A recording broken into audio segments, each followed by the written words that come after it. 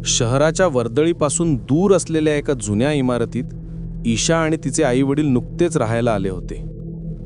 सुरुवातीचे काही दिवस शांत गेले, पण त्या घरात काहीतरी विचित्र होतं. एका रात्री अचानक तिची झोप उडाली. तिच्या नाकात एक उग्र, सडलेल्या मांसाचा वास शिरला, इतका तीव्र की तिच्या घशात उलटी आली. तिने खिडकी उघडली. थंड वारा आत आला, पण वास गेला नाही, उलट अजून वाढला. ती खिडकीजवळ बसली. आकाशात मंद चंद्र होता. खिडकी खालचं अंगण अंधारात बुडालेलं, आणि त्या अंधारात काहीतरी हलतंय.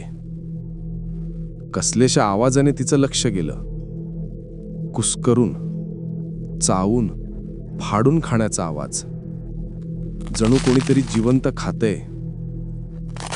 तिने आवाज केला, "श्श, निघ तिकडून." आणि त्या सावलीने मान वर केली. चंद्रकिरणात दोन लाल जळते डोळे थेट तिच्याकडे बघत होते.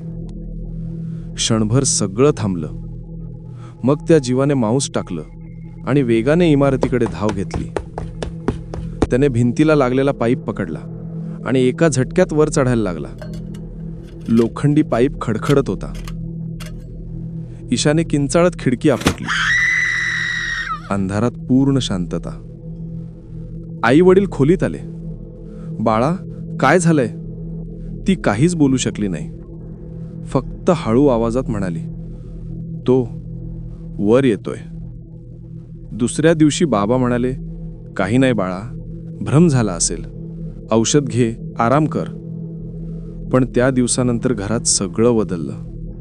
न टकटक, बाथरूमचा नळ आपोआप सुरू होणं, भिंतींवरून चालण्यासारखे आवाज, आणि प्रत्येक वेळी तोच वास, सडलेल्या मांसाचा. त्या रात्री मात्र कडी वाजायला लागली. टक टक टक, जणू कोणीतरी आत येण्याचा आग्रह करत होतं. ईशाने दरवाजाजवळ कान लावला. आवाज थांबला, पण खाली फटीतून काहीतरी काळं हलताना दिसलं. मग एक मंद आवाज आला, "ईशा." आवाज अगदी तिच्याच सारखा होता.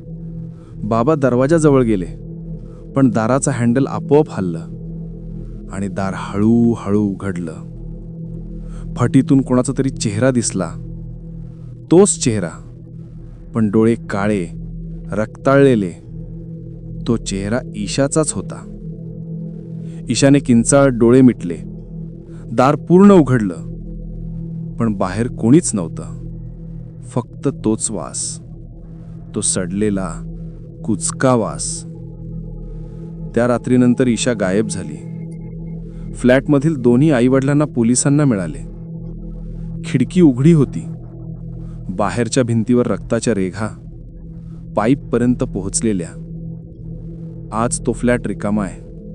लोक म्हणतात रात्री उशिरा दुसऱ्या मजल्याच्या खिडकीतून एक मुलगी दिसते. खाली कोणीतरी तिच्याकडे पाहत असतो आणि मग हळूहळू वर चढतो. जेव्हा कोणी तो फ्लॅट पाहायला जातं, सगळ्यात आधी येतो तोच वास, सडलेल्या मांसाचा. आणि मग ऐकू येतं, टक टक टक. काही भीती, काही आत्मे एका घरात अडकत नाहीत. ते त्या व्यक्तीच्या सावलीत शिरतात आणि पुन्हा पुन्हा त्याचं रिंगण पूर्ण करतात.